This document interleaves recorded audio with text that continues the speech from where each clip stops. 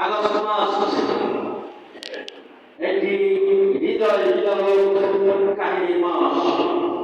বারবার স্বৈরাচার ফ্যাসিস্ট পতনের মাস আগস্ট মাস। এই মাসটি 15ই আগস্ট বাংলাদেশের সর্ববৃহৎ বিদ্যাপীঠ ঢাকা বিশ্ববিদ্যালয়ের মেধাবী ছাত্র শহীদ আব্দুল ওয়াহিদ ভাই শাহাদাত বরণ করেছিলেন।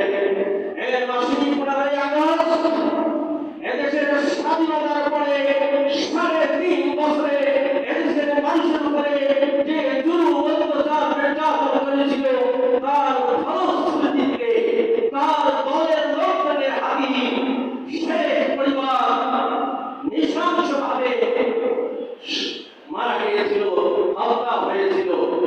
তারপরে আবার যখন সেই শেখ মুজিবের কন্যা 2008 সালের একটি পাতানো নির্বাচনে ক্ষমতায় এসে এদেশের তৌহিদি জনতা ওলামায়ে কেরাম মানুষের উপরে যে জুলুম অত্যাচার নির্যাতন চালিয়েছিল তার অবসান ঘটেছিল এই 2024 সালের 5ই আগস্ট।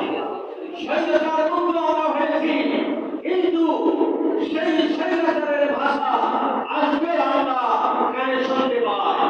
আমরা দ্বিতীয়বার কোন স্বৈরাচারের হাতে বন্দী হতে চাই না। এজন্য অগ্রণী ভূমিকা পালন করতে হবে সকল ওলামায়ে কেরামকে। আসুন আমরা এই আগস্ট মাস আমাদের প্রাণপ্রিয় রাহবার বিশ্ব নন্দিত মুফাসসির কোরআন আল্লামা দেওয়ান হোসেন সাইদি সাহেব এদেশের কোরআন সুন্নাহ ব্যক্তি একটি রাষ্ট্র স্বপ্ন দেখে শাহাদাত বরণ করেছিলেন। যে দেশে আল্লাহ রাসূল মুস্তাফা মাদানী সাহেবের রক্ত ঝরেছে, মাওলানা একে রাসূল মাওলানা মজিদুর রহমান জামি কামরুজ্জামান আলী আহমদ মাহমুদ মুজাহিদ মীর কাসেম আলী সহ অসংখ্য সাহাবাদের বাংলাদেশে আর কোন শরীয়তকে আর কোন নাস্তিককে আর কোন ইসলাম বিরোধী শক্তিকে আমরা ক্ষমতার আসনে অধিষ্ঠিত হতে দেব না। এজন্য সকল ওলামায়ে ঐক্যবদ্ধভাবে সকল ইমাম সাহেবকে স্পষ্ট ভাষায় এলোমেলোভাবে কৌশলে নয় স্পষ্ট ভাষায় বলতে হবে। আলামিন সংসদ হতে হবে, আল-কোরআনের সংসদ। আলামিন সংসদ হবে জামাত ইসলামের সংসদ। আলামিন সংসদ হবে এদেশের ওলামায়ে কেরামের সংসদ।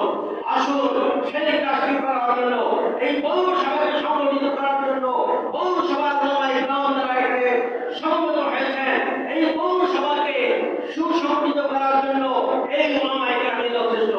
আগামী দিনে এই পৌরসভাকেও একটি সযোগ্য নেতৃত্ব উপহার দেওয়ার জন্য, সেই ক্ষেত্রে ভূমিকা রাখার জন্য আমরা পৌর কমিশনার, পৌর মেয়র থেকে শুরু করে সকল নেতৃত্বে ইসলাম বিরোধী শক্তিকে উৎখাত করে ইসলামের পক্ষে শক্তিকে আমরা প্রতিষ্ঠিত করবো।